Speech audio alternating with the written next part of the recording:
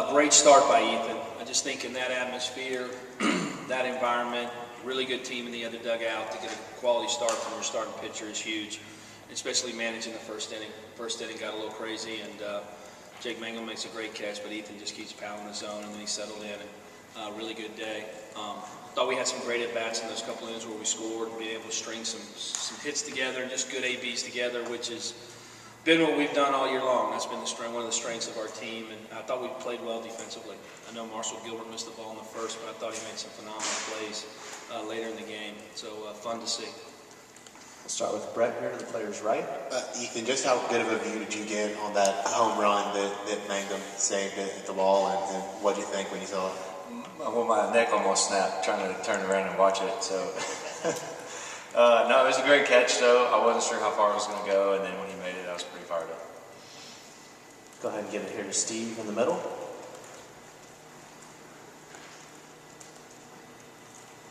Ethan, obviously a big moment for you leaving the mound there. Final start at Duty Noble Field. What was going through your mind as you left the mound? Kind of just, I can't even explain it. I don't know that I had any ideas in my head. I was just kind of embracing it, and looked up at the crowd and just listened to it one last time, kind of coming off. And it's a really special moment. And I don't think it's really sink in. That's my last time doing it. I mean, I've been here for so long and just pitched so many times in front of that crowd and that atmosphere, and it just doesn't seem real that it's over.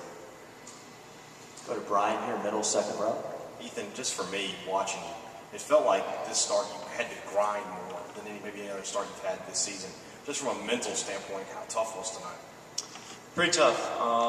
My biggest challenge tonight was kind of fighting myself, especially early. And then we have some good bounce back innings in between there and finally start punching some guys out. But yeah, tonight I was kind of fighting myself. And then the biggest thing for me tonight was going off the changeup and then working those two pitches together. Go ahead to Joel, second row to the player's right. Dustin, you as catcher may have had a better view of that ball in the first inning that Mangum robbed than anyone. Did you think it was gone off the bat? Just what was kind of your thoughts on that, and did you think it was gone? Yeah, I thought it was gone off the bat. I knew he kind of got under it, but I knew when Jake was headed towards the wall, I was like, oh no, this might get out, this might have a chance. But when he got up in the air, I heard the other dugout go, oh my, he might hit this over the batter's eye. So I was like, no, I don't think this is going that far. So yeah, he got pretty good metal on it. So go ahead and go to Ben here to the players left on the front row. Dustin, you got, I think, 4 multi-hit games in your last 5. I mean, what's working for you at the plate the last 2 weeks, really, and what worked for you tonight? I was just working on staying on my legs. I think that's the biggest key. I just need to stay on my legs, stay behind the ball, and stay that right center field gap. That's where my swing plays, so I just need to let the ball travel, stay on my legs, and hit it that way.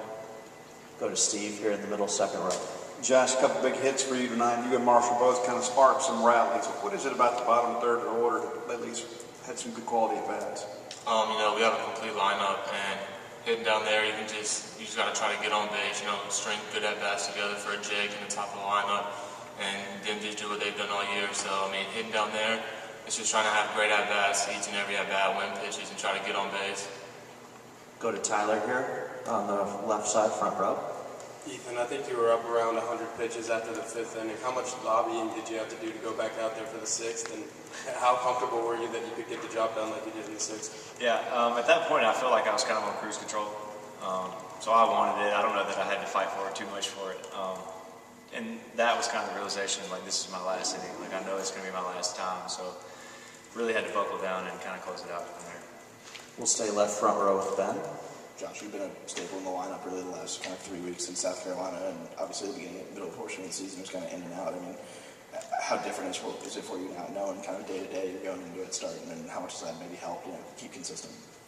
It helps, but even if that's not the case, you have to be mentally prepared every single day, day in, day out. You have to get your work in. You have to know that when your name's called, that you can step in there and do what you came here to do. Go ahead and get it here to Teddy here to the front right of the players. Dustin, just what did you see from Ethan tonight, and what did you think of his performance over the last few weeks? Saw really good fastball command, as we all saw, the whole year. He's just a bulldog when it comes to those Friday night starts, and just whenever he gets his chance to throw, it's absolutely unbelievable. Any other questions for the student athletes? We'll go ahead to Brian and Steve. Dustin, what goes through your mind when they put Foskey on intentionally and then pitched to you there early in the game and sort of broke it open with your double? I knew I was going to get a pitch I could hit. I just wanted to put a good swing on it, and I got a fastball away and was able to put a really good swing on it. So, Ethan, we've seen much more polished product out of Dustin Skelton this year. As his battery what's he maybe made you a better pitcher this year?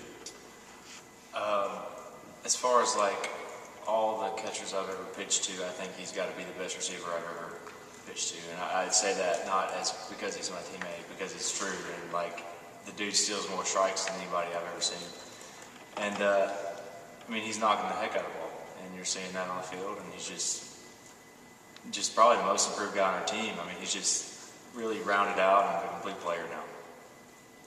Anything else for the student athletes before we let them go? All right, thanks, fellas. We'll see you tomorrow.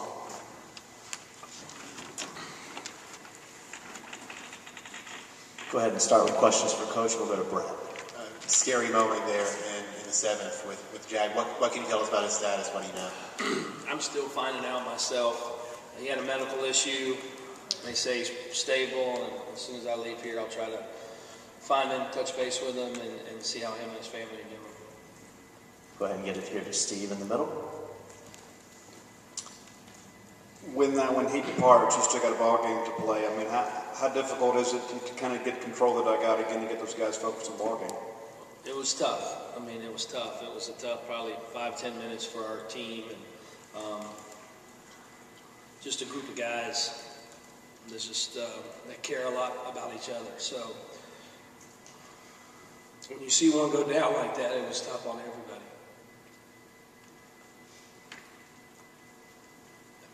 That's all I got on that. We'll go to Brian.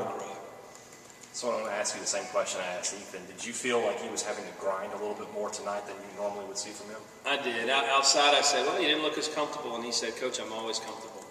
But I just, but I did. I felt like, and I think we give a little credit, or a lot of credit to Stanford hitters. I think earlier they came out with a good approach. But it's nice. Ethan had one earlier a couple weeks ago that he kind of came out like that, and then all of a sudden, man, he fell into a groove. The Vanderbilt night, I thought he was a little uncomfortable early. And, he got into a groove and he rolled like he got loose. So he's just such a competitor. It's just if the stuff is good or great, he just still wins. Go ahead to Hunter here, second row. Is there any weight kind of lifted off your shoulders winning getting that first win out of the way, knowing that you got still 2 more to work with? There's just get the next win. I don't know about weight off your shoulders, but it puts us in a good position. I think we're in a good position with our bullpen. We didn't have to use, everybody got thrown in tonight. And I think we're in a good spot to be able to come out and play good baseball tomorrow. Go ahead and get it to Ben, front row to Coach's left. Coach, you're getting a lot of offense out of both Josh and Dustin, kind of toward that bottom end of the lineup. What have you seen from those guys in the last couple of weeks? And how much added bonus is that kind of at that bottom of the lineup? It's been like that all year. We've had guys just contribute and have the hot guy in there. When Josh is good, he's as good as anybody in our lineup. We got Rowdy down there. I thought Rowdy, I don't even know if he got a hit tonight, but he had two missiles he hit that they caught, I know. Dustin, Marshall had some big at-bats. And anybody we've put in there. Our lineup, Coach Gotro and Coach Cheese have done a great job with our hitters. And there's a lot of buy-in to, hey, this is the type of offense we are. We're going to grind you out. And the depth of our lineup, like I've said all year, is the strength of our lineup.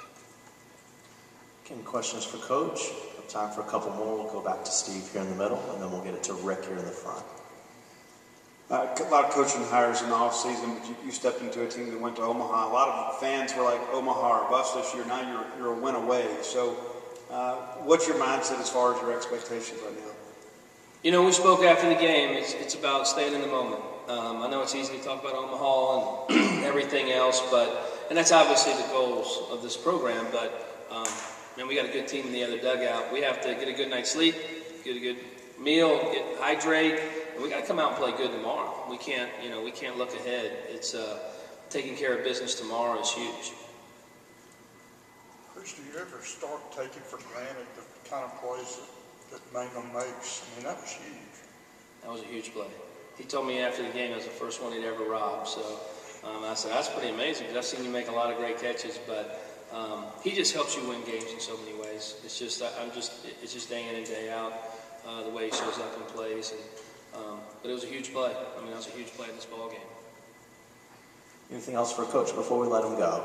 Go ahead and get it to Teddy. I know Ethan's come up big for you all year long, but to see that on this stage, just what are your thoughts on the way he closed out his career here? Who, Ethan? Yeah.